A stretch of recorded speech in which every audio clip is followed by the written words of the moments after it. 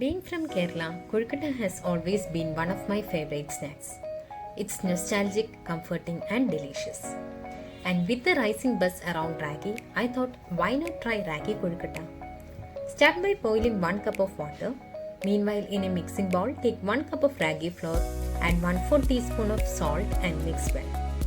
Gradually add the boiling water a little at a time and combine to form a soft dough that's non-stick. Make sure to use boiling water.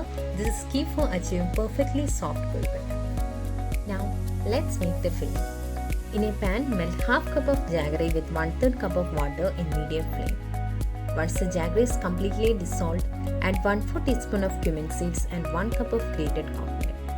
Mix well and cook until the filling thickens and comes together. For an extra boost of nutrition, toss in some chopped cashews and almonds. Combine everything and the filling is ready. Now let's move on to shaping the kozhukatta. Take a small portion of the dough, flatten it gently and then add a spoonful of the filling. Carefully bring the edges together and shape it into a ball. The dough should be thin, but you don't want the filling to spill out.